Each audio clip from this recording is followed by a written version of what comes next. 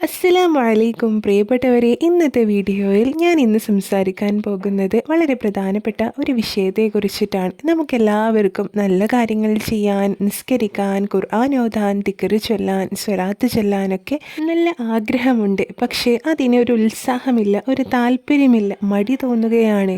കൃത്യമായിട്ട് നിസ്കരിക്കണം, സുബ്ഹിൻ്റെ നേരത്ത് എഴുന്നേൽക്കണം, തഹജ്ജുദ് നിസ്കരിക്കണം, ദിക്റ് ചൊല്ലണം, ഖുർആൻ ഒരുപാട് ഓതണം. ഇങ്ങനെ നമുക്കെല്ലാവർക്കും ആഗ്രഹമുണ്ടാകും. ഇനി മുതൽ നന്നാവണം, ഇനി മുതൽ ഞാൻ കൃത്യമായിട്ട് നിസ്കരിക്കും, ഒരുപാട് ദിക്റുകൾ ചൊല്ലും, ഒരുപാട് സ്വലാത്തുകൾ ചൊല്ലും, മൊബൈൽ ഫോൺ, സോഷ്യൽ മീഡിയ അതൊക്കെ ഞാൻ കുറക്കും, ഇനി അള്ളാഹുവിന് വേണ്ടിയിട്ട് ഞാൻ ജീവിക്കും എന്നൊക്കെ നമുക്ക് ആഗ്രഹമുണ്ടാകും. പക്ഷേ അതിന് പറ്റുന്നില്ല, മനസ്സ് അതിന് സമ്മതിക്കുന്നില്ല. ശൈത്താൻ്റെ ഇടപെടൽ കാരണം നമുക്ക് അതിനൊന്നും തോന്നുന്നില്ല, മടി തോന്നുകയാണ്. പ്രിയപ്പെട്ടവരെ, നമുക്കറിയാമല്ലോ, നമ്മുടെ പൂർവികർ അവർക്ക് ഇബാദത്ത് ഒരു ഭാരമായിരുന്നില്ല, ഒരുപാട് ഇബാദത്തുകൾ ചെയ്യുന്ന ആളുകളായിരുന്നു അവർ. ഇന്നത്തെ കാലഘട്ടത്തിൽ നമുക്ക് സൗകര്യങ്ങൾ കൂടി, അതുകൊണ്ട് തന്നെ ഇബാദത്തുകൾ ചെയ്യാൻ നമുക്ക് മടി വന്നു.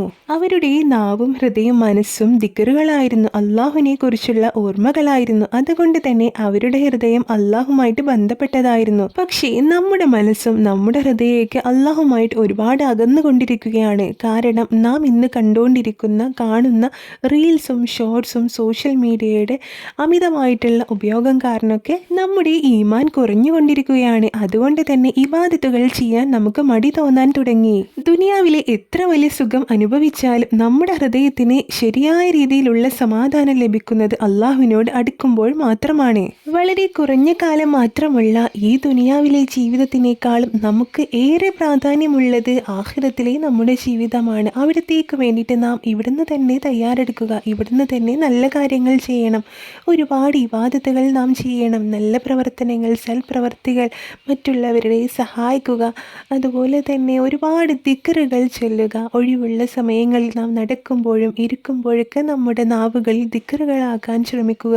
ഒരുപാട് ഇബാദത്തുകൾ ചെയ്യാൻ, ആരാധനകളിൽ നല്ല ഉത്സാഹം ലഭിക്കാനൊക്കെ, അള്ളാഹുവിൻ്റെ സഹായം ലഭിക്കാൻ ഞാനൊരു ദിക്റ് പറഞ്ഞു തരാട്ടോ. ഈ ദിക്റ് പതിവാക്കിയാൽ തന്നെ ആരാധനകളിൽ നല്ല ഉത്സാഹം അള്ളാഹു നൽകുന്നതാണ്.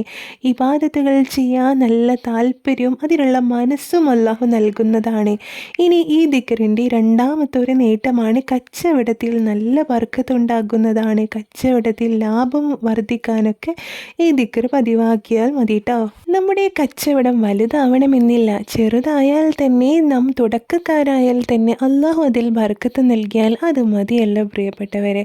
നമ്മുടെ കച്ചവടത്തിൽ നാം പ്രതീക്ഷിച്ചതിനേക്കാളും വലിയ ലാഭവും ബർക്കത്തുണ്ടാവാനൊക്കെ ഈ നാമം പതിവാക്കിയാൽ മതി. ഇനി ഏതാണ് ഈ ഇസ്മെന്ന് പറയാം. പരിശുദ്ധ അസ്മാഉൽ ഹുസ്നയിലെ 70ാമത്തെ നാമമായിട്ടുള്ള യാ ഖാദിറു യാ അല്ലാ എന്ന നാമമാണ് നാം ജീവിതത്തിൽ പതിവാക്കേണ്ടത്.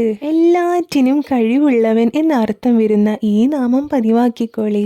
ആരാധനകളിൽ, ഇബാദത്തുകളിൽ നല്ല ഉത്സാഹവും ഉന്മേഷവും ഉണ്ടാവാനും കച്ചവടത്തിൽ നല്ല ലാഭവും ബർക്കത്തുണ്ടാവാനൊക്കെ ഈ നാമം മതി ട്ടോ.